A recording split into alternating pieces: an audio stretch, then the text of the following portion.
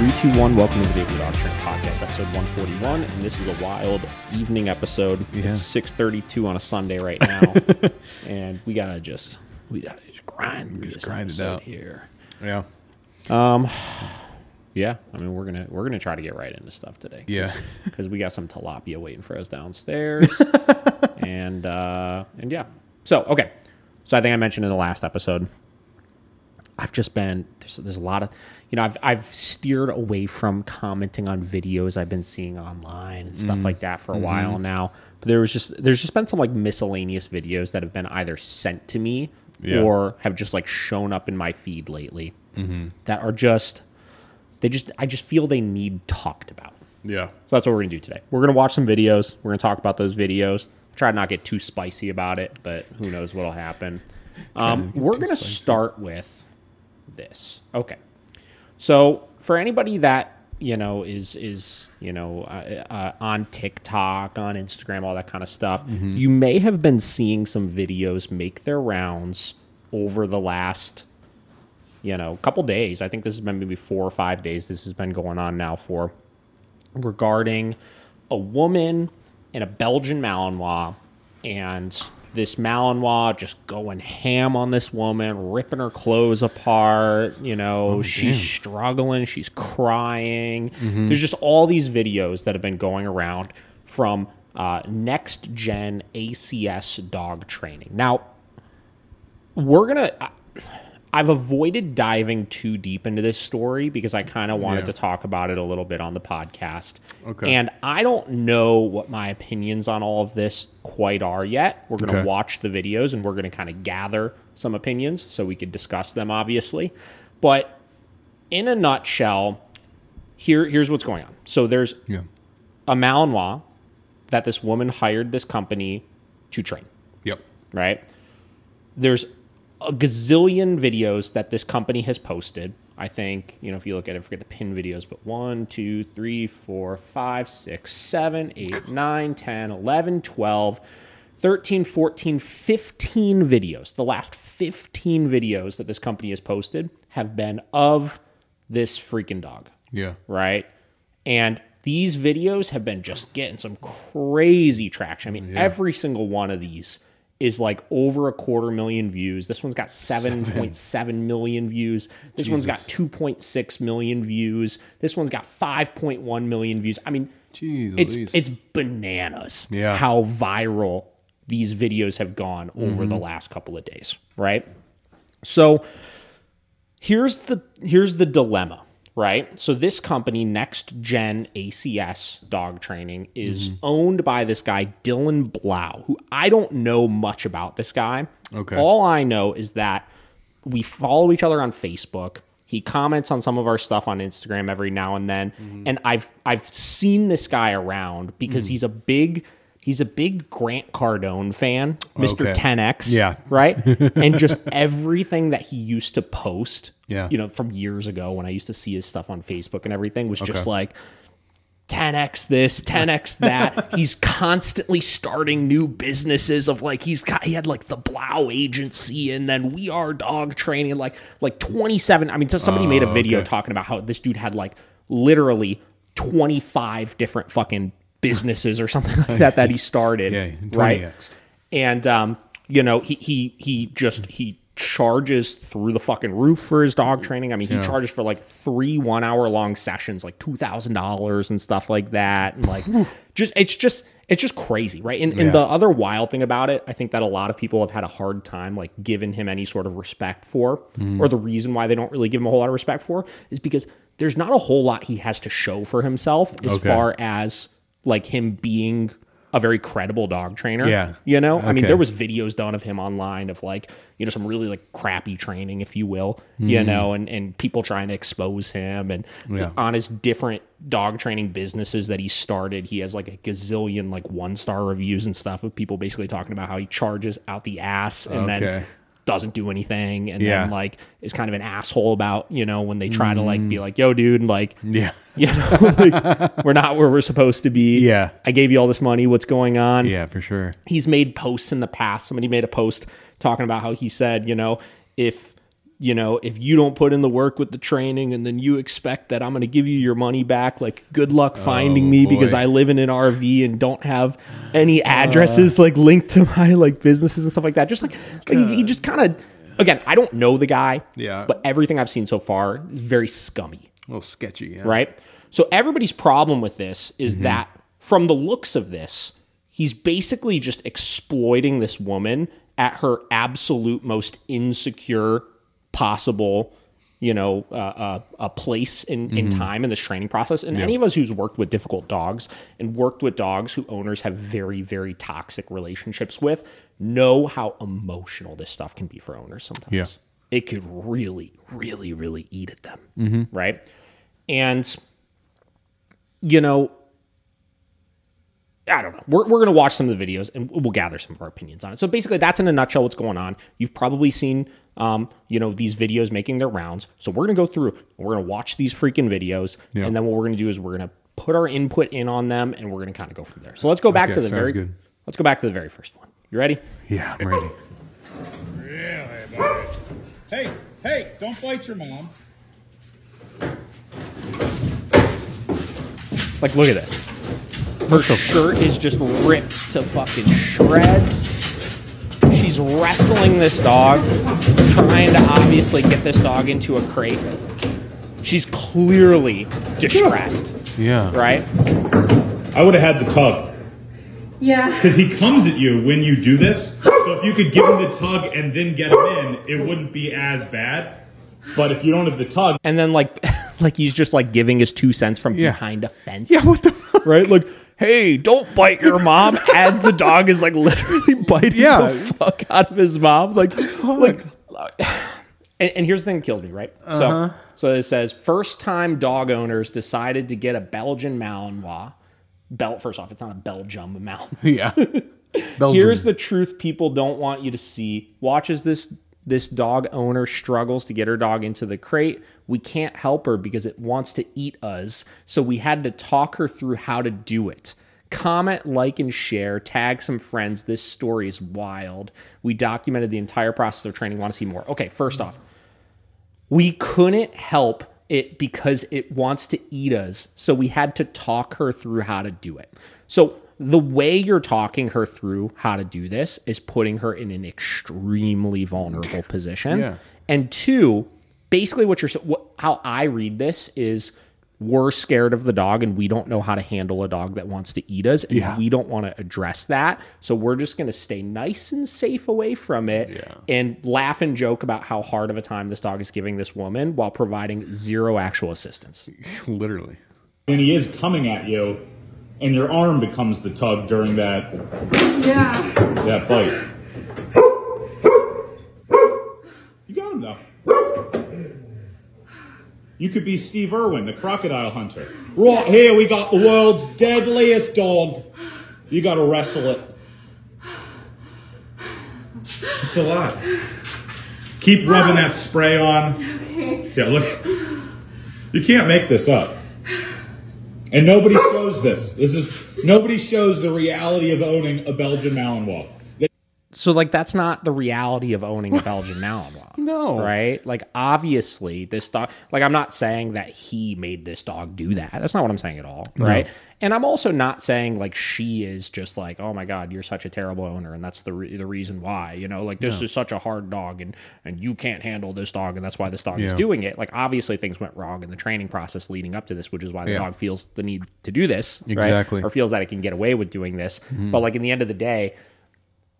we need to be able to get past it in a safer way than this. Yeah. Right. And obviously, first off, like, you can't just like if I were losing articles of clothing every time I was trying to work with my dog, like, that would be a problem, obviously. Second off, like, even if this dog isn't trying to attack her, like, you can get seriously injured and you're just watching this take place. It doesn't make sense. I think it's just a perfectly well-trained dog that should be in a movie. But right. Yeah, this is my first dog. This is your first dog? Yeah, he was like, it's going to be my dog, so I'll pick it up. I was like, that's fine. Okay.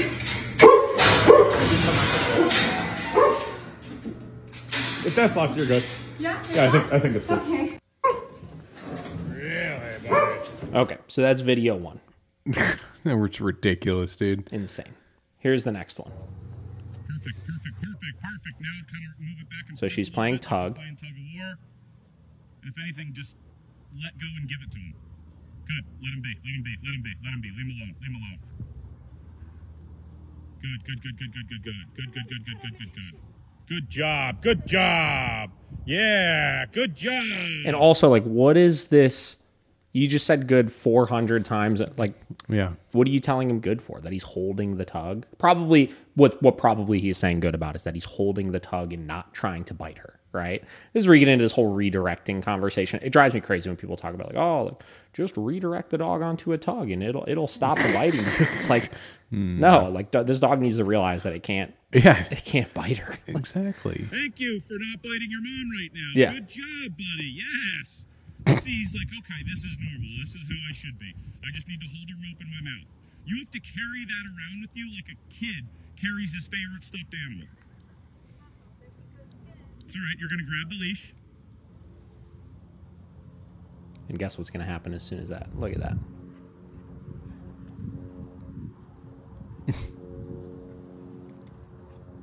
Yep. Her entire arm is in his Actually go mouth. as far as to grab her entire arm. So what does she do? She tries to throw the tug in his face instead. Yeah. Perfect. Now kind of move it back and forth a little bit. So that's video number 2. It's like, okay, redirect. We know that redirecting does not work to stop this kind of stuff. No. Right? This dog, all of this is just a game to him, right? The only way redirecting can possibly work in a situation like this is if you remove the reinforcement behind the behavior that the dog is doing that you don't want, right? Yeah. So, like, we talk a lot about in the sport world when we're teaching an out, for example. If you want to teach like a conflict-free out, Yeah. basically what you do is you start tugging with the dog, right? And then when you want the dog to let it go, you tell them out and you stabilize that tug and you essentially you make it dead, right? So you make the game not fun anymore. You make it dead so that they could tug all they want, but we're not engaging with the game. We're removing the reinforcement behind tugging until the dog gets bored and lets go. Then you reinforce with the tug again, right? Yeah. So in order for this process to work, in this case, when this dog starts biting and chewing on her freaking arm, she just has to make herself dead, make the game boring, right? Which, first off, that dog clearly is bigger than her. That dog can drag her around all over the place. Oh, yeah. Second off, when she's so frustrated and emotional like she is, she's never going to be able to stay calm enough to be able to even remotely try to do that in the first place. Yeah. And second off, in a lot of cases, especially with Malinois, we've seen this a lot, right? You can't make when they get really, really reinforced by tugging and they really like the game, you can't make it dead enough for them to not want to play anymore, right? We used to see dogs all the time that, like, you put a pair of bite pants on, right? And you could sit in a chair and you tell them, you know, get it, whatever, right? And they start chewing on those fucking pant legs and you could literally just sit there and do nothing and the dog will sit there and play with you for like all freaking day, right? Because just the act of them like biting and satisfying themselves on it, like you can't, it's impossible to remove the reinforcement behind it. Yeah, for right? sure. Which is why that type of method is just, it's not going to work with a dog like that. I understand people don't want to jump right in and totally hammer the dog for this kind of stuff, but you've got to create some sort of accountability to just get him not acting so mindlessly. Yeah. Well, okay. My thing too is they're trying to, he's trying to teach her how to do this with her arm. Yes. Like literally like, oh yeah, let him bite you. Okay, now use this. Like, that's insane. Move on to the next one. So this is the next day. You can see it's bruised. Yeah. Like right. Oh wow. Right Yeah, here. you've got this. Wow, look at Oh, all these wow. injuries. You can see right here, too. Wow, I'm shocked. Look at yeah, all these Jesus. injuries that Before you leave, have. I'm gonna give Wow, you I'm glad something I'm that not the actually one helps doing with it. information Right, and Christ. Kind of, dealing with this sort of thing. But God bless you. God bless you, you know? So this is the next. God bless you. Glad it was you, not me. Christ, here's the next. He's literally dragging you. Just laughing about it. He's just dragging me around. Ha ha ha ha ha. I wouldn't pet him because you're reinforcing the fact that he's dragging you right now. It's going great. What are you doing, dude? Look at this. She's literally getting... No. I mean, this is insane. Try to put the leash in his mouth. Yeah, put the leash in his mouth. Redirect him onto something else. Yeah. It's absurd. Oh my God. Look at her. Look at this.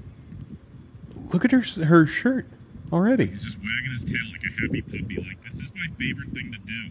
I love to just I just mess don't get with it. my own. I don't get it. He's not helping her at all. Try to stand up if you can. Yeah, make it a game. Fight back. Hey! He's got a red rocket right now and everything. Dude, Jesus Christ, bro. leave her alone. No! This- No! He's literally got a full... You're all right, you're all right. It's all right. At least he's not coming at you for a second. It's all right. Just grab the leash. Hey. Hey. Good. Grab the leash. Good. Maybe just go walk to the back and... What is this? And try to give him the leash instead, so that way he can chew on the leash instead of your arm.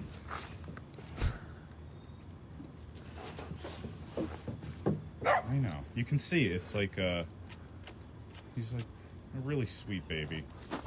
I know. Don't give him too much affection because you're technically giving him positive reinforcement for what he's doing, which is why he's getting a little bit worse with it. Yeah, so you can see he's getting worse. So just use the leash and try to put him in a sit. Tell him to sit. Sit! Sit! Sit! And then he's trying to yell sit from the other side. This is insane. David, what the fuck is this, bro? And Isn't let's this do ridiculous? because it might help. Just open this, and you're just going to go to the agility field and just hold on to the leash so that way he can't get away from you. Right? I just like I don't even know what I'm watching right now. I don't know what to say. This is all it is. It's just all So this. she stopped by to come and do training before work. This is the I'm just doing a commentary for this situation here. So she stopped by before work to come let her boyfriend's Malinois out that they're doing training with. And the dog literally just owns her to the point that her sleeves are a tug mechanism. And it doesn't even want the rope. It just wants to play tug with her and just wants to say, "You're mine, I love you," and will actually drag her. If she played dead, it would probably just drag her body, like a lifeless body, into the ravine, never to be seen again. But this is the reality of owning a Malinois. It's not what you see in John Wick. It's not what you see on social media. You are buying a dog that is borderline a weapon. This thing has so much drive, has so much potential.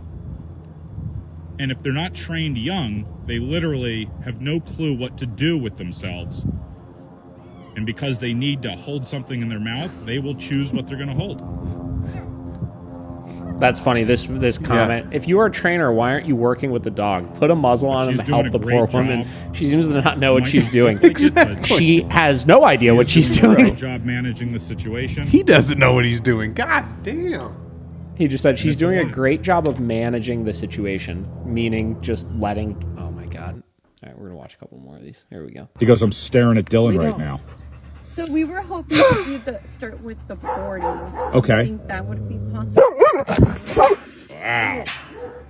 So, we could only if you're able to come for like that first week every couple days. So that way you're Yeah. able to help him transition. Yeah. Because what'll happen with a dog like this that's already pretty explosive is you'll put him in a crate and he'll either want to murder us when we let him out of the crate, which isn't a problem. I've literally had dogs that I have to drag their crate, put it up to this, let them out, and then I'll have to sit in the cage for 2 hours until this dog goes, "Okay, we're friends." And then he goes, "I'm staring at Dylan right now."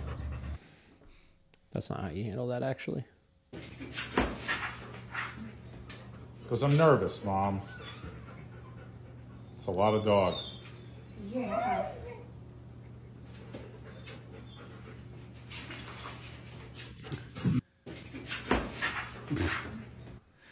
Nuts. This is ridiculous.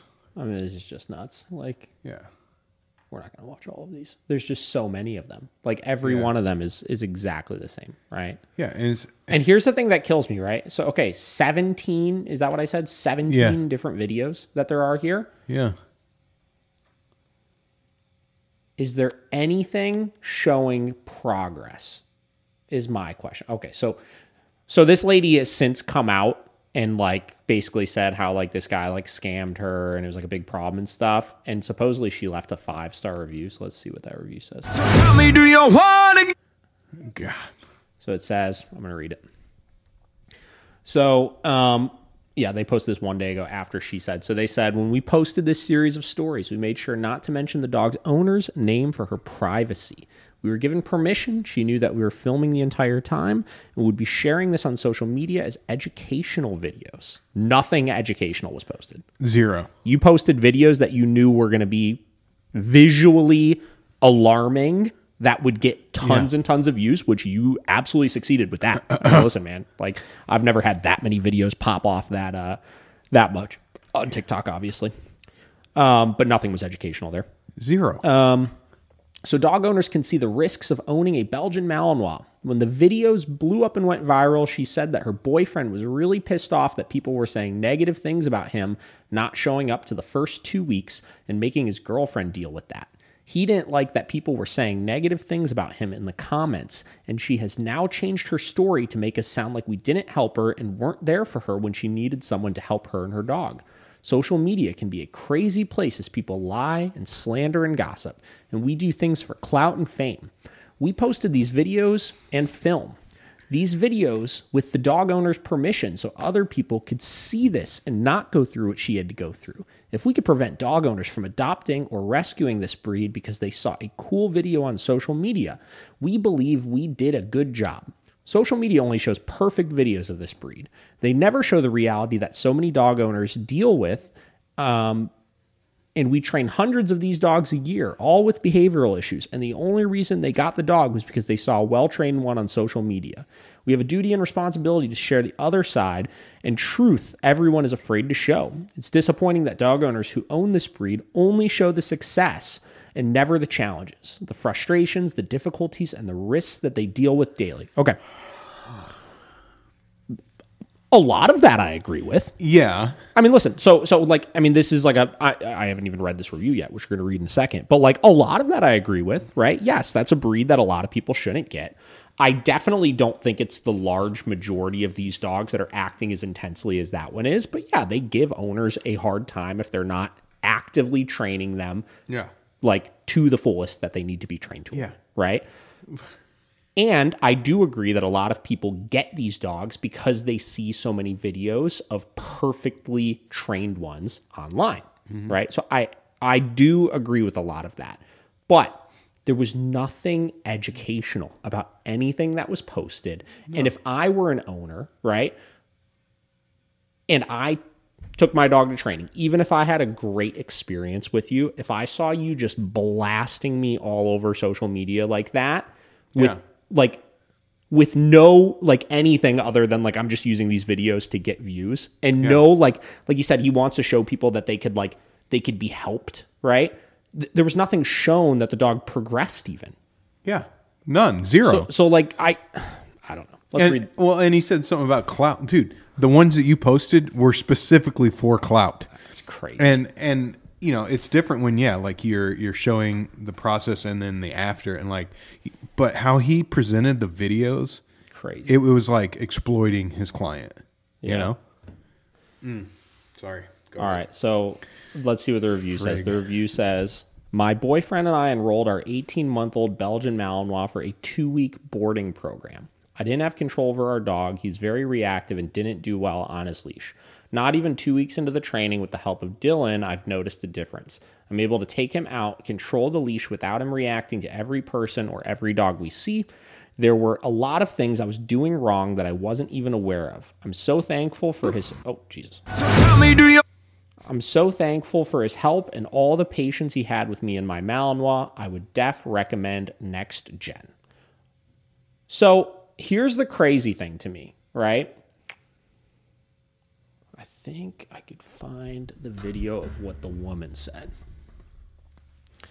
Maligator Mom, I think is.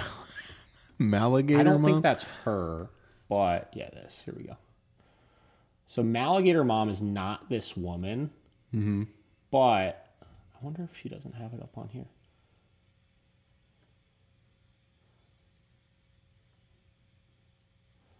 That's the lady. Yeah, I know, but this is not the video. Hold on, I could find it on here probably. Okay. Alligator mom. I wonder if she didn't post it on TikTok. Yeah, here it is. Okay, so this is what this woman said. She came out and said. Okay. I trusted a professional dog trainer with my dog. Come to find out that he has been scamming people for over 10 years now. And I gave him my dog. I trusted him with my dog. I paid him thousands of dollars for that training that you are seeing right there.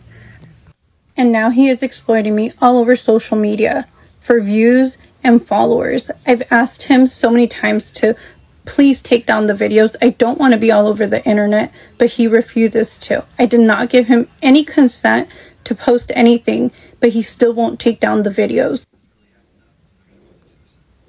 And my dog, he is not an aggressive dog. He is a reactive dog, but he is not aggressive. He has never attacked me. He has never bit me. He has never acted that way towards me. The way that he was acting or being in the videos, he has. Okay, so here's where I play devil's advocate a little bit with stuff, right? So already, based on what this lady is saying, I don't necessarily disagree with what she's saying from the standpoint of, yeah, it sounds like she probably may have had an okay experience with this guy.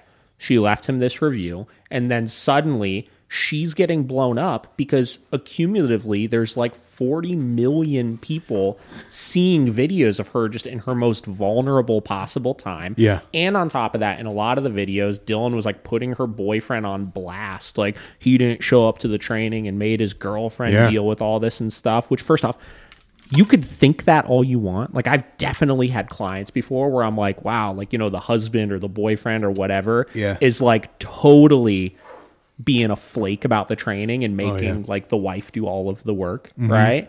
And like not being a willing participant of things. And I could think all of those things all day long, right? But you don't post that all over social media, bro, right? No.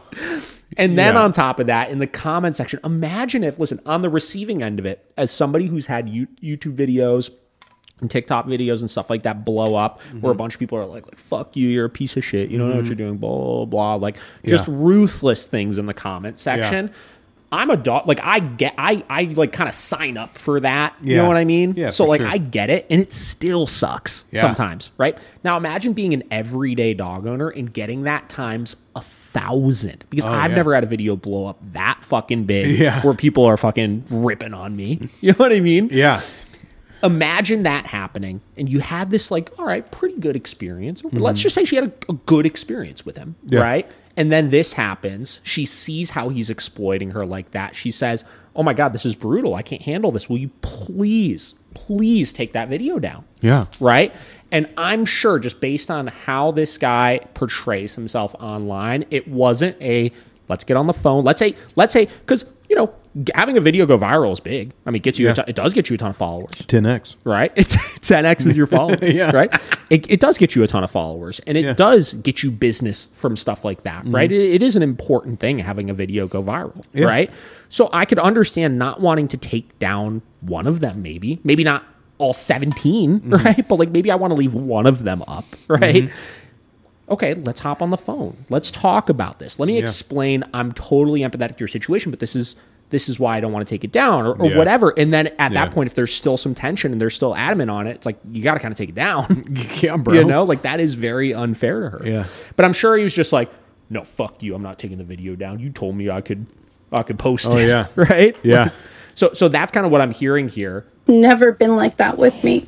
But the other side of the equation is then you start getting into like, now she's on the defensive with stuff. She's got probably every fucking dog trainer on the internet reaching out to her in her inbox like, yo, that dude's a piece of shit. Yeah, you should have never worked with him. You made everything worse. What are all the things we hear, right? Like everything is worse now because of it. And now she's questioning because she's not a dog trainer. Like, oh my God, did I make everything worse? This guy, and then there's all these like 1-star reviews and like testimonials of people saying this Dylan guy like scammed them out of shit. And, like then you start looking at that, and you're like, wait a minute, did I just get scammed? Right? But then you start getting into the defensive. She's like, my dog's never done this before, and blah blah blah. He's never bit me. But it's like, actually, we literally just watched 15 videos of the dog doing it. Yeah. And there's absolutely no way in hell that that's the first time that ever happened to the dog. Oh, Never yeah. did it before. No way. You know what I mean? I think just the stress. My dog was enrolled in a 2-week board and train program where I would go in on my days off and I would go in before going to work if I had a late night shift. What you see in the videos was the actual training. If you guys notice, the trainer does not go anywhere near my dog, and it was like that throughout the entire 2 weeks of training. So whatever. So listen, I'm done. We've been talking about this for 30 minutes now. Wait, did you see that he responded? Yeah, he sent like 20. Like there's Oh my God. comments on this. And then here's the other thing too, right? Like just in case everybody like doesn't already know this, like if you're a business owner, like PR 101, right? Like if you want like some good PR tips, don't get in arguments with your clients on the internet. Please don't for do that. everybody to see, right? Like it doesn't make you look any better, right? No. Handle it professionally before it escalates to people making Yeah. videos about this, Literally. right? Like that's just the name of the game. Yeah. Right? You have to be careful about this kind of stuff. So there was a video we posted. So I everybody knows this. Like I don't post the videos on the Miracle Canine page, right? We have a media team that takes all the content we have. They put together content and they post it. And the amount of times that I've seen something get posted, and because of any number of situations, I'm like, now's not the right time to post this. And I take it down or I'll delete it or I'll tell them, hey, save that for another time. It happens all the time. There's a dog we posted a video of like a week ago. It was on our Instagram page and I took it down. And it was of this dog that I've been working with. It's a dog that did a board and train recently. And it's a dog that had crazy gnarly reactivity issues, right? Okay. And they whipped up a before and after using some before footage we had and some after footage from a recent follow-up session that I did with them. Okay. Right? And they put together a before and after and they posted it. And the video was gaining some serious traction. It had like 250 likes on Instagram or whatever it was. And I took the video down. And the reason why I took the video down is because that dog, though, is making really good progress, the owner's been having some issues with the dog still. Yeah. Right? Now, not really since that video, the after footage that I posted on like a story, because the dog was making a lot of progress with it. But up until that point, she was really struggling with this dog's reactivity. Gotcha. Right? And we're finally making some really good headway with the dog. Right? The dog's making some good progress. But to have this before and after come out that we start posting, that's like almost like gloating that like we fixed it and the dog's fucking great and all this kind of stuff. It was the wrong time. It's the wrong time. We're not totally in the clear with this dog yet for me to be posting it like it's this massive success story. Yeah. Right? Now, I told him, put it on the back burner. We're gonna post it Yeah. once we have a little bit more success with stuff. Yeah. But we need a little bit more progress with this owner, for not just us to feel like this dog is doing well, Yeah. but for the owner to feel confident that we're in the clear now. Then we could start posting, hey, look, we got there. Yeah. Exactly. Right? That makes sense. And that's like PR 101. Is Yeah. You do stuff like that instead of, I could have made 27 before and afters of like a successful pass by we had with another dog with this dog or other dogs we've worked with and stuff like that and be posting 17 fucking videos online of it. But if we were to do that, at some point this owner's going to see it and be like, bro, yeah, I'm still. we're not done yet, bro. Right? Yeah. Like there's still shit to do. Yeah, right? exactly. And you have to be mindful of that as a fucking dog trainer to not come across like a piece of shit to your clients. Yeah. You know? For sure. And that's the way it works. This whole situation probably could have been avoided if he didn't post 17 videos first off. Like the amount of videos that he posted is the most insane part to me. And he just kept posting them because they were getting so many views. They were blowing up. They were getting so many views, right? But without any sort of respect for the client in that situation. Zero, dude. And Zero. you gotta balance that out. You just gotta balance it out. Yeah. So, Dude, how he was doing it anyway. Like, yeah. crazy. Yeah, you got to work through this. Good luck. Work through it. Okay, so that's thing number one that's been going on. Where are we at here? Where's my messages? Here we go. Okay, that's thing number one here. Today- Oh, Jesus freaking. No, I don't want to watch this video. Let me pause this. Today I'm going to meet a very aggressive. Okay. So I got a couple other videos here. Okay. These are videos that were sent to me, right? So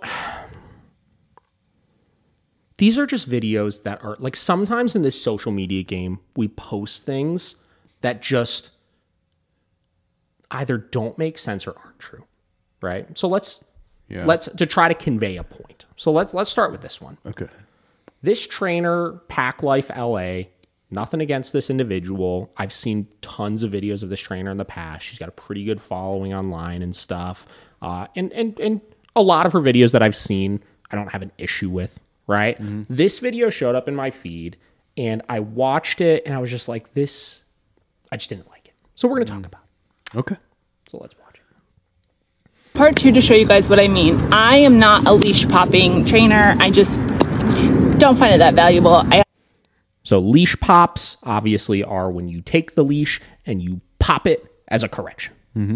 So let's see what she has to say about leash pops. Often see people leash popping all the time and the dog just goes right back to the behavior, and it's really easy for the owner to get frustrated, and you either get a dog that is super sensitive and shuts down, or you get a dog that just learns to tune out leash popping. So I would rather guide over corrections. However, so already so much said in the beginning right there to dissect, right? So she doesn't like leash pops because she finds that they're not valuable, and that's...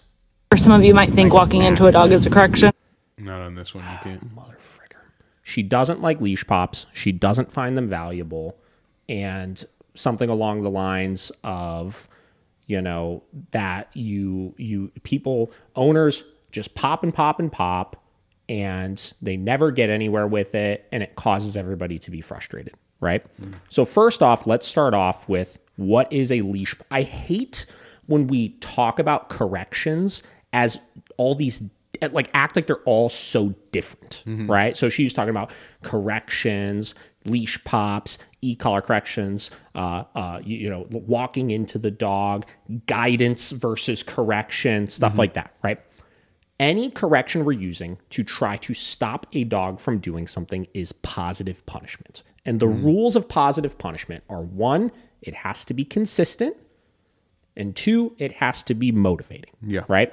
So if your leash pop that you're giving, if you're popping, and you're not getting anywhere with it, you're either not popping in the right spot, meaning that the clarity is not there, the dog does not understand what that pop is for, or 2, your pop is not motivating enough, meaning that the dog understands what the correction is for, but the dog is not motivated enough by the correction in order to want to avoid that correction.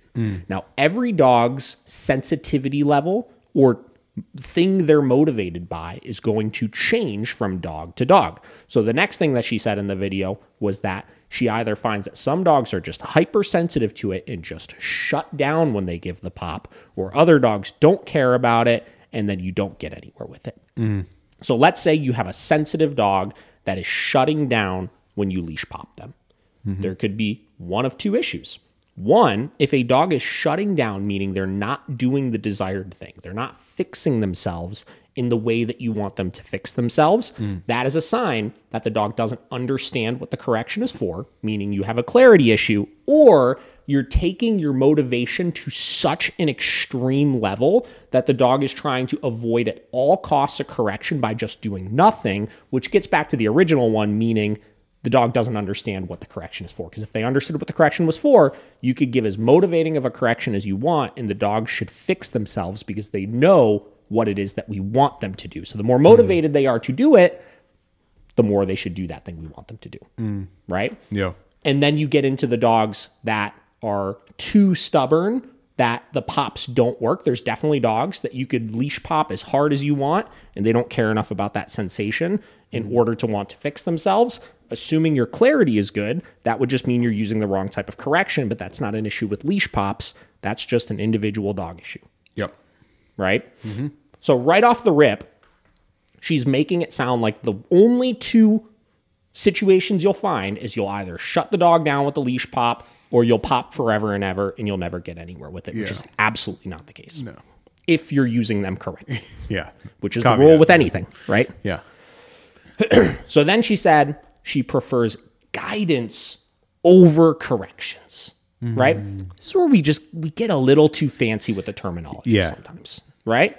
So let's see what she has to say about guidance versus correction. And that's totally fair, because sometimes I do it with intention of like, stop going ahead of me. I mean it. So she was talking about she uses guidance in the form of walking into the dog. And she said some people say that walking into the dog is a correction. And she said, well, that's fair because sometimes I do it with the intention of stop walking in front of me, which at that point, it absolutely would be a correction. Yeah. It absolutely would be. Yeah, for sure. Right? So it's a different type of correction. So her dogs are averse enough to her walking into them that they want to stop doing that thing. They want to avoid the correction of her walking into them.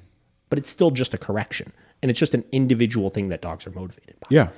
Plus, the second thing, I don't personally believe that walking into a dog inherently is so aversive that they're going to want to actually avoid it. It could be used to help kind of redirect them onto other things, right? For sure. It could be used to like, hey, like I'm trying to teach where I want you to be. I'm just going to kind of push you back a little so you wind up in that spot so I could reinforce it, you know?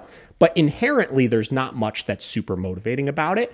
And with any correction we're using, because motivation is important and it ultimately needs to be motivating enough for them to want to do it. Let's say she walks into a dog and the dog says, no, fuck you. Like I'm not that motivated by this. She's going to have to intensify it to meet the level of motivation needed. And you can't walk harder into a dog, right? That would mean at some point she's probably backing up her walking into the dog with e-collar stim, with a correction on the leash, with some other form of correction to make it inherently more aversive, which gets back to we're making this seem like it's something that's so much easier. Just walk into the dog and the dog will stop, but there's so much more nuance to it. And that's my problem with videos like this. So let's keep watching.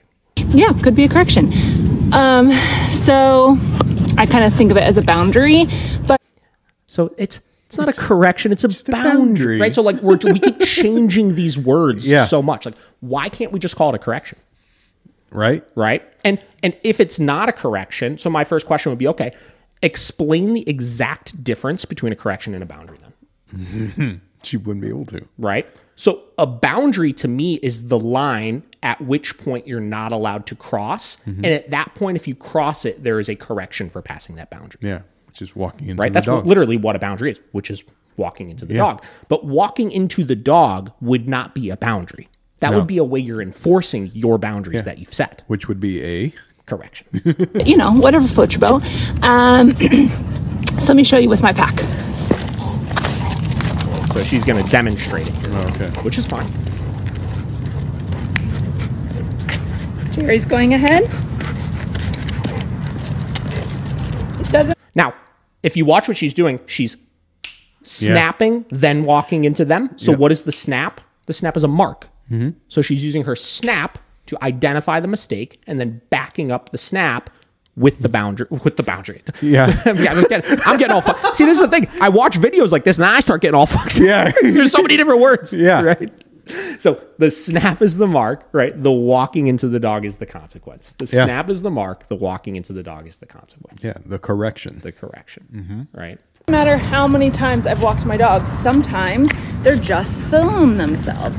And that's okay. The purpose of the walk is not to go 4 miles or 5 miles, although I would like to. The purpose of the walk is to fulfill my dogs, to physically and mentally exercise them, to get them out into the world. And if I need to spend 20 minutes on leash work here, halfway through my walk to if you're finding that you need to spend 20 minutes working leash work with your dog on your walks because sometimes they're just feeling yourself, getting back to your correction or your guidance or your boundary or whatever you want to call it is not working for a reason of either not being clear enough or not being motivating enough. I'm leaning more on the sides of not being motivating enough because she is doing it at appropriate times. But that's where you get back to walking into the dog is not inherently motivating. Yeah.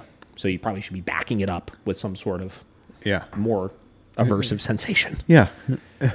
connect and get them back beside me or behind me for now, then that's what I do. That's part of our walk. That's part of the connection. That's part of our relationship. And it is so, so, so important. Part 2 to show you guys what I mean. I am not a leash popping trainer. So we'll just watch the beginning again straight. Don't find it that valuable. I often see people leash popping all the time and the dog just goes right back to the behavior, and it's really easy for Also, she said, I find leash popping all the time and then going right back to the behavior. That's the same thing that's happening when you walk into the dog 20 times and they keep going right back When to you got to behavior. take 20 minutes to Because it's not a problem with the correction you're using. Yeah. It's a problem with the intensity of the correction you're using. Yeah. Or the clarity of the correction that you're using. It's the same thing. And again, I don't have, outside of this video we're watching right now, I'm not like, oh, this trainer is awful or anything like that. Like I said, I've seen plenty of things that she's posted that I'm like, that's cool. I dig it. Yeah. Good stuff. Yeah. Right? But my problem is I watch videos like this, and this video will confuse the absolute fuck out of your average dog owner. Yeah. Because we're trying it, and it's always the videos that are trying to make something else seem bad that I have a problem with. If she just made a video on why I like walking into the dog to correct them for going ahead. Yeah. Right? Whatever. I mean, I could probably look at it and be like, well, I don't really dig that. But it's when people are trying to make it seem like one way is so much better than the other, which is what we find the force-free community does all the time over stuff, which is why it's so much easier, I feel like, to fucking, like look at it and pick it apart. Yeah. Because there's not sound logic behind your reasoning for why this is better than this. Yeah. You know what I mean? I mean, just, the fact that she's literally trying to say that it's a guidance instead of, I mean, it's what you're doing is still a correction. It's just a different thing. And I think people want to seem more gentle with it. You're like, I want to seem like I'm just being so much more gentle with my dog with it, which is why I just don't really look at it like a correction. Yeah. So she makes But it is. You could look at it like a fucking potato, but it's still a correction. Right? Yeah. Like, but you just like not using the word correction to make it seem like it's a nicer thing. Like, maybe it's a different thing, but it's still a correction. Like you can't just change the terminology and it's something totally different. Like it's still the same thing. You're still correcting the dog because it's doing something you didn't want it to do. yeah. It's just be real. Like, you don't like leash pop. I like to do it this way. There you go. That's all you had to say. And then we wouldn't be watching this video and I wouldn't be saying anything to it. Yeah. I don't know, man. This is why I always, I think in some of the past videos that I've made, I talked about, I like to, anything I'm doing in a training fashion, right? If I'm working with a dog, any technique or thing I would do with them, I like to be able to look at and ask myself, forget all the fluff words that we use as dog trainers to explain things to owners sometimes. Yeah. Can I scientifically explain the thing that I'm doing? Right? Using like the universally accepted terminology, right? Positive punishment, negative reinforcement, classical conditioning, operant conditioning, all those types of things. Like, can I explain it and explain why it's working in universal scientific terminology, right? And the problem is when I watch this video, she might very well may be able to, but the way she's explaining it leads me to think that she has never looked at what she's doing from that lens before, which I think is a problem because that's where you get into if something isn't working, like a leash pop, you're not able to understand why it isn't working, and you just resort to, well, they just don't work. Yeah. They're just not good. Leash pops are just bad. Yeah. Right? For sure. So whatever. So that's video number 2. That was kind of driving me crazy when I saw it pop up in my feed. Okay. Video number 3. This is a similar one, right? This one was sent to me by somebody and they asked me, what do you think of this video? Right? I said, well, I'll watch it on the fucking podcast. I'll tell you what I think about it, right? This is another one, why we hate preventative tools. And you'll see that he refers to e-collars and prong collars as preventative tools, right? So right off the rip, we have another one of this is somebody that's, he could just say, hey, this is why I like my method and why it's good. But instead, he's trying to base his argument for why his method is so much better than using e-collars and prong collars, which is going to make it a little easier for me to pick into. So let's watch it. Good. Preventative tools and why we fucking hate them is because... Right off the rip. Preventative tools and why we fucking hate them. People like to advocate to them and they like to say it reverses the behavioural issue. No, it reverses the behavior. I'm going to have to do this really fast because this dude talks so quick. So quick, right? So reverses the behavioral issue. So he's referring to e-collars and prong collars. People like them because it reverses the behavioral issue, or we could say decreases the behavioral issue, right? Which is true. E-collars and prong collars. Not because they're e-collars and prong. This is where we're sandwiching things just like what's her face did in the last one where we said leash pops. Why leash pops are bad, right? Yeah. Leash pops are just an aversive that you're using as positive punishment to decrease a behavior. E-collars and prong collars can be used as positive punishment in order to decrease a behavior. Yep. It's not the e-collar that's doing it. It's that you are applying positive punishment to decrease a behavior. Doesn't. It makes your life easier in the short term. It does not reverse the behavior for the long haul. If you use Depends how it's used, right? So if it's not reversing the behavior, and reversing the behavior, I'm assuming when he says reversing the behavior, what he's saying is that the behavior starts to go away. Yeah. He said it reverses the behavior in the short term, but not in the long term. So to give him some credit of something we see a lot in the training world is when people are using corrections, right? They improperly use the correction. They use it at kind of a naggy level, or they use it inconsistently. And in the moment, it kind of interrupts the behavior, but because the clarity is not there, meaning it's not happening consistently, or the motivation isn't there, meaning the dog isn't motivated enough to try to avoid the consequence moving forward, the dog is constantly still trying the behavior. And 75% of the time when we catch it, we're able to stop it in the moment with the e-collar. So in the short term, we're stopping it in the moment when we catch it. But in the long term, we're never actually teaching the dog. That is just something you're not allowed to do. Yeah. Got it? psychological techniques and you train... If you use our psychological techniques, right? This is where a lot of people like to act like their method is just so unique. I just have these psychological techniques, right? So we're just using science, right? This is all that means is, and I don't know what this guy's methods are, right? I don't know anything about this Cherry Hogs guy. I've seen a bunch of videos of him. This is the guy that you've probably seen. He does these like massive off-leash hikes with dogs. Massive off-leash hikes. Okay. He's got a gazillion videos that go crazy viral online and stuff like that of all these dogs just off-leash running in like a field with each other. Yeah. Right? Okay. Cool. Love it. Great stuff. Right? No, seriously, right? Like it's working. It's good. Yeah. Dude's doing good work, obviously. Right? But when you start coming at me in the methods that I like to use, right? That's where I have to kind of debate it a little bit. Yeah. Right? So psychological techniques, right? Thousands of dogs without the use of e-collars, without the use of prong collars, without the use of treats, then you'd understand all it requires for behavior modification and a perfect obedience dog is psychology and energy between you and owner. Dude talks so fast, man. Yeah, he does. Okay. It's Englishman. So all you need is psychology and energy between you and owner, right? No, there's not this magic energy that if you just embody this energy, dogs will just be good. Yeah. Right? It's the application of scientific techniques, positive reinforcement, negative reinforcement, positive punishment, and negative punishment. If you apply those correctly, regardless of if you're using an e-collar as your way of positive punishment and negative reinforcement, a prong collar as your use of positive reinforcement or positive punishment and negative punishment, your body language, the walking in, the physical corrections you might deliver to dogs as positive punishment or negative reinforcement, the treats as positive reinforcement or negative punishment, or your praise as positive reinforcement or negative punishment, as long as those are done under the guise of an appropriate application of any of those quadrants of learning, the dogs will learn from it. Yeah. Yes, people say, but you wean the dog off the e-collar. Yes, you wean the dog off the treats. Yeah, you... That's a shit argument. Is that not from him? From other people of, well, we wean the dog off of the e-collar. We wean the dog off of the treats. We wean the dog off of the prong collar. I've said this a million times. I don't, quote unquote, wean my dogs off of having their e-collars on when we go out and about. We talked about this a million times before. It's an insurance policy. You always want to be in a position to provide positive punishment, negative reinforcement, negative punishment. Yep. You always want to be in a position to provide that. And if the e-collar isn't on, you're not able to provide it if you're using an e-collar for it. If the prong collar isn't on, you're not able to provide it. But we should find that we're not needing to actively use it all the time because the dog has learned from those mistakes or learn from those proper decisions that they've been reinforced for, so that ultimately they just make good choices without the need of constantly guiding their behavior with that. Yeah.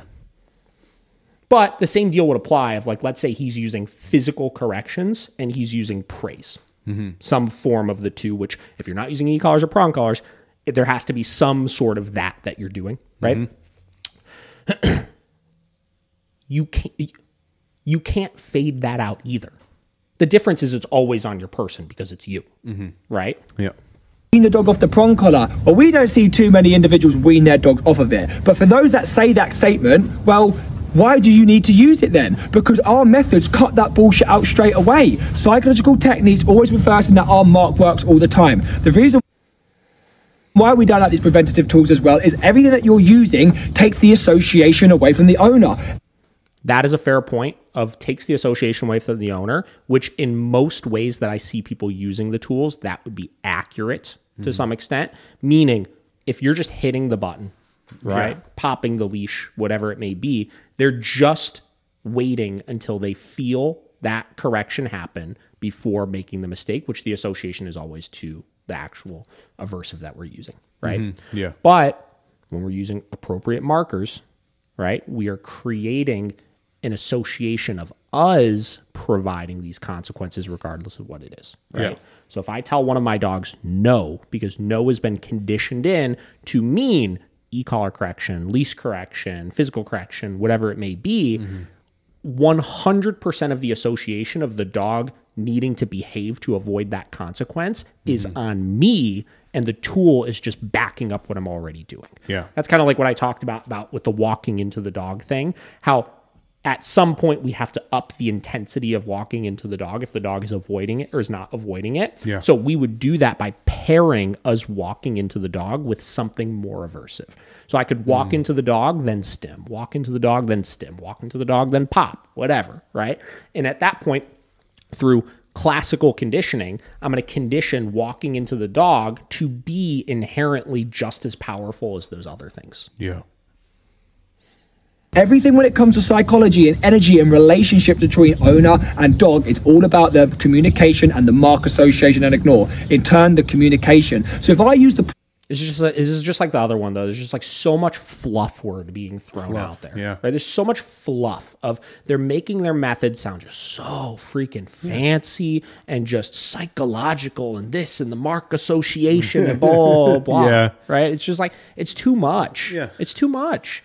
Like what they need to start doing, like a lot of people like this is like that when that Robert Haynes guy did the video about us that we reacted to where he tried to act like, oh, you shouldn't need the e-collar, the treats, the leash, the blah, blah, blah, right? Okay, start telling people exactly what you do and quit trying to describe it, right? So, okay, cool. When a dog is jumping on you, just show us exactly how you handle that, and I'll be able to point out that it's not your fucking energy that's stopping the dog from doing it. It's some sort of consequence that you're delivering. Yeah. That's all it is. Yeah, you're literally doing the same thing, just different. You're using a different tool. Yeah. Right? We are using a man-made tool, right? You are using yourself as the tool. Yeah. That's it. 100%. Which is fine. Again, I don't have any issue with that. But when people try to say that it's better than the alternative, that's where I have an issue with it. You absolutely can train a dog without these tools. You're still going to be delivering corrections. And some people don't like how you're going to be delivering the corrections, right? Yeah. You will be using physical corrections in some way, shape, or form. I'm not saying that means you're going to be hitting your dog and abusing your dog and stuff like that, but you will be physically delivering the correction to the dog in some way, shape, or form. Oh, yeah. Right? That's what's going to happen. And the other thing, too, is in order to do that skillfully, safely, and with good timing, it is going to take a really, really, really dedicated owner in order to learn those methods. Very much so. Which is why I don't think it's as easy for your average owner to then get the results that they're looking for. Yeah. Collar, or I use the e-collar, or I use the treats. I'm taking the emphasis away from me and the dog's relationship. The dog is respecting the tools, the motivator. So if you're going to use the excuse, I'm going to wean my dog off of them, I understand that. But most don't do that. And second of all, if you use our methods, take it from the fucking horse's mouth. You don't need these tools if you go straight to the fucking point, which is respect, mark, communication, energy. All of these tools are completely fucking pointless. They're completely useless, and there is no need. They're unnecessary. Okay, so that's the video. Again, all you did was try to talk about how all of our methods are wrong and bad. I just explained why all the things that you just said about why they're wrong and bad are actually not true. Yeah. Unless you're doing it incorrectly, which is the same exact thing as if you're doing your method incorrectly. Exactly. So that was the second video that drove me fucking crazy. Might as well just go on a roll. Today I'm going to meet a very aggressive dog. Or so I thought. So This is Brutus, and he was left at the shelter by his Jesus, hold owners on, with the hold following on. message. Oh my God. We've decided to surrender Brutus. His behavior is uncontrollable. Okay, this is the last one here. Okay. Close that. Close that. Okay, so this, many people have seen this guy making his rounds. He's super popular online. The Asher House, right? Lee Asher. Wildly popular on Instagram, on TikTok, on YouTube, stuff like that. He is, I believe, he is a dog rescuer. Okay. Right? So he rescues dogs. He's got like a farm that he goes and takes these dogs to, and he winds up keeping most of these dogs. Dude's got like a gazillion dogs that are like his personal dogs. Okay. Right? And dude has caught quite a bit of flack online because he runs a nonprofit dog rescue, but he lives in like an $8 million house and, you know, is constantly, like his farm is on like an $8 million property, right? Okay. And he's constantly getting donations from people. And there's some sketchy stuff you could find if you just search his name on the interwebs of potential evasion of, filing properly and like all this kind of stuff, seeming to think he's kind of like embezzling, money out of this, this rescue to fund his lifestyle. Right. So whatever. So I really try to avoid watching this guy's videos because if you watch his videos, listen, I mean, his videos pull right into the heartstrings of like saving all these dogs on death's door. Yeah. And I like to give some props where they're due. Like, dude is obviously saving some dogs from being killed, right, by going in and rescuing them and keeping them. So like, I'm all for that. But if you watch the videos, you will find that everything that he does in these videos is like exactly what not to do. Perfect. If you want to like not get bit in the face or have like dog fights break out all the time. And stuff, for sure. Right. So we're going to watch some of this video and we're just going to talk about some of those things that you probably should not be doing with your dog because we're on a roll today and we're calling everybody out apparently. I guess so. So here we go. What the hell? Where's the sound now? When I don't want it, it's there. All right, here we go. Let's start this. Today I'm going to meet a very aggressive dog. Or so I thought. This is Brutus, and he was left at the shelter by his owners with the following message. We've decided to surrender Brutus. His behavior is uncontrollable, and we do not feel safe in the house with him. We don't... Okay, so let's start off with this, right? So he is meeting a supposedly extremely aggressive dog. The owners said they do not feel safe in the house with this dog, right? Which... I'm not saying that he's the most aggressive monster on the planet. I don't know the dog. But you probably should keep that in mind that the dog is probably going to be a little reserved at the shelter, right? But this dog has the potential in him to be dangerous. Right? And what does this guy do? The second the dog is let into the freaking room, he bear hugs him. He sticks his face right in the dog's face. He's rolling this around decision lightly. on the ground with this dog. Like, why? But last night was awful. Why do you have any need to be doing somersaults on the ground with this dog that you just met that was returned to a shelter for being aggressive and people felt unsafe in the home with him? You don't know this dog. No. You don't know this dog. We cannot do this any longer. They said he doesn't like men. Picking him up. Why would you pick this dog up? Why would you pick this dog up? No reason. The leg in his tail. I really hope that he does well with the dog. I'd like to start with the small one, I think, if you don't mind. Okay. I brought Bo, Pom Poms, Penny, and Kai because they're the yappers. Hey, no. They're going to be barking at him. Bo, because he listens so well, and he's also very alpha, so I want to see how the dog does with that.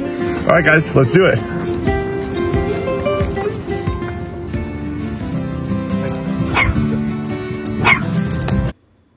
This is how little dogs die. Literally, Bro, this is how little dogs die. Okay. First off, this dog he clearly showed is unstable and aggressive towards other dogs. Yeah. Which is why he brought him. Right? Great. Like, second off, we all know that holding dogs in socials is the absolute worst thing that you could possibly do. Because This dog clearly is getting reactive because it has no way of getting away, because this dude is not giving him an opportunity to get away and protect himself. So he has to act aggressively in that situation. Hey, Kai. Look at this. And then he's holding this dog back by the collar. Look at how terrible. Okay. Oh my God. Is that okay with you? Yeah. Oh my God. Good. It's going to be fine. I love this.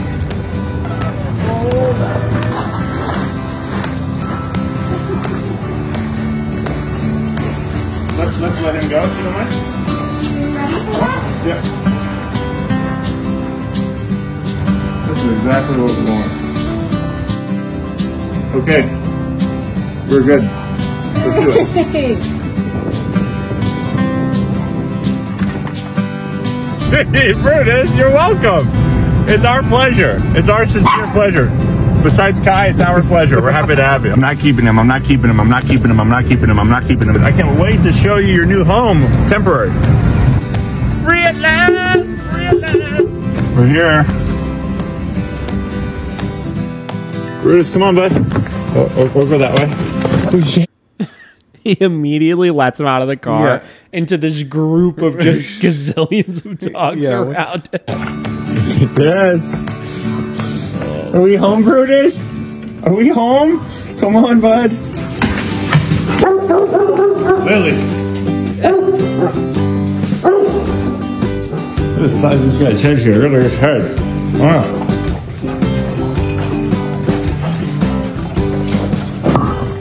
What do you think of stairs, bud? Come on. Come on, my boy. Yeah? You want to talk about it?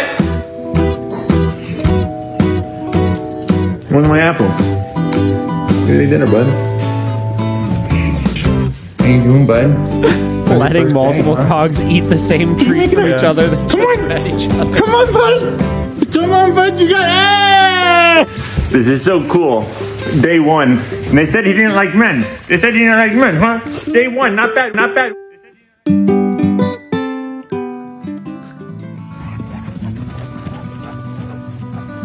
Look at this property, though. Yeah, Crazy. it's awesome. He's doing so good. So like a vineyard. So good. So it looks like it's like a Christmas tree farm. Let's go, guys. Come on.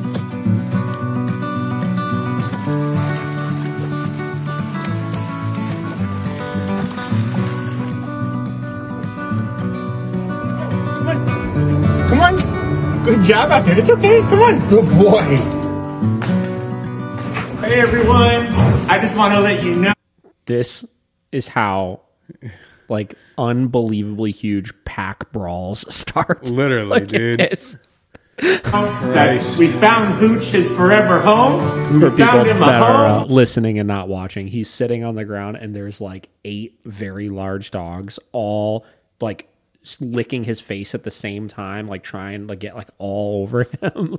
And it's right here. He's gonna stay with the Asher house. He's my baby My now. God. His name is Hooch. Look at this dog is Not Brutus jumping on anymore. And he's just gonna be an Asher house chaos. baby forever. He's our baby now. He's our baby.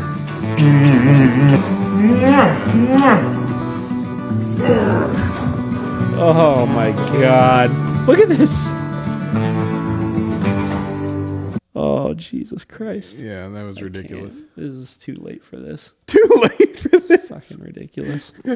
There's just like every one of those videos you'll see. And again, like talk about people that have just learned the art of just making videos that just people fucking want to see. Yeah. Like that video right there that we just watched. Oh, yeah. Everybody and their freaking mother is just like, he's the nicest. Look at this. This is the most amazing thing ever. All the dog mommies. Crying, just like, Lee Asher is the greatest human ever. Like, he saved this dog. Blah, blah, blah. They opened and up like I their said, credit cards. I'm like, yeah, right. Here's Here you go. some money. Yeah, here's $100 to help Pooch. Oh, Jesus Christ. So whatever. So I like that one is just like obvious of just all those things you're doing. Just I feel like some people need to have. This is going to sound really bad. Right? Give it to I us. don't want this to happen. I want to clarify this. But some people need to have something really, really bad happen as a result of doing all those things in order to realize maybe we should tone it back a couple notches. Yeah. You know what I mean? Yeah. I've told this story a gazillion times. There's this family I worked with one time that had I think 5 or 6 dogs or something. I think it was 6. I think it was 6 fairly large rescue dogs. Yeah. Right.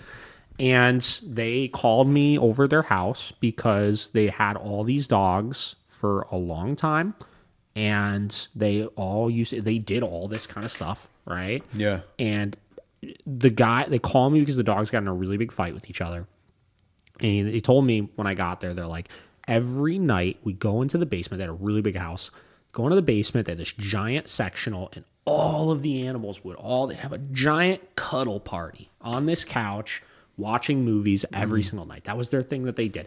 They did this for years with no issues. Okay. No issues, right? Yeah. And then one day, something happened, and they had the biggest dog fight you could ever imagine break out in their basement. The dogs severely injured each other. The wife had her arm broken in half from trying to break it up. Jesus. The one dog redirected on her, grabbed her in the arm. She's a small woman, right? And she broke her fucking arm. She was in a cast when I went to the house because she had to have her arm set back together because of this dog fight that broke out. Yeah. Right? And it's just, I tell people all the time, sometimes it's sometimes I have to take a step back and ask myself, man, David, do you take it too far sometimes with all the safety precautions and the insecurities and stuff like that? And then I remind myself of situations like that I've experienced firsthand. Yeah. And I'm like, no, because none of the things I'm telling people to do are so God, my life is so much worse because I'm not allowed to do this. You know what I mean? Oh, God forbid I can't roll around on the floor in the first 5 minutes that I meet a potentially dangerous dog and shove my face inside of their head and all this. God forbid I can't do that until maybe I've known the dog for 3 days instead of 5 minutes. Right? Literally. God forbid I do a slow introduction with all of my dogs for the first couple weeks without any food, toys, or affection happening while they're getting to know each other. Yeah. So that I could just make sure that they don't have any beef with each other before I start adding some of those other things. God forbid. Yeah, literally. I have to do that. Yeah. Right? I don't know. Just as a dog professional, you just have to have seen really bad situations happen to know what could possibly happen if you don't put those safety protocols in place. Yeah. And I don't know. Who knows? I don't know anything about this Asher guy as far as how long he's been doing this for and, all this kind of stuff. And what he doesn't show. And what he doesn't show and how many dog fights he's actually had with with all the dogs or anything like that. Because every single one of these people, right, stuff has at some point happened, right? It's just a matter of what gets brushed under the rug, right? Yep, exactly. So I don't know. Like I said, that's my thoughts on that. It's just sometimes when you watch these videos, just keep that in mind. Yeah, don't be like Asher. Yeah, like I said, I'm all for it. Dude. Obviously, is helping a lot of dogs. Dude obviously cares about dogs. I'm all for that. But man, do I wish that he would just not show in every single one of the videos he posted him just doing these unbelievably dangerous things. Yeah, forget if I think it's just weird or not. Some of it, it's just it's unsafe with that many dogs together. Yeah. 100%. So weird. So that's my take. Yes, sir. So you guys got a little mini reaction podcast today. Calling everybody out. Again, I caveat, let me put my disclaimer in there. I ain't got no issue with any of these people, right? I'm sure they're all great and doing good work. Minus that very first one was a little weird. Yeah, not that guy. But all the other ones, obviously they're doing great work, but I just think we're overcomplicating this shit a little bit too much. A little bit. And making things seem a little bit like they aren't actually. Yeah, exactly. So that's my take. Yeah. Next week we have a guest. Ooh. We have part 2 with Dylan Chinook Canine. We're doing part 2 with him. He just recently graduated from Ivan's school. He just finished that, so we're going to talk about that a little bit. That'll be fun. And then the week after, we got another guest. I actually just locked in this evening. It is I won't say the name yet, but it is a. I believe this individual is a doctor, has a doctorate in psychology, and works with dogs. And we're going to get a little bit more deep into this dogs and emotions conversation with somebody that actually knows what the fuck they're talking about. So I like that. Cool. So we'll see how that goes. Cool. Sounds great to me. So that's what we got for you guys. Hope you enjoyed it. Have a good one.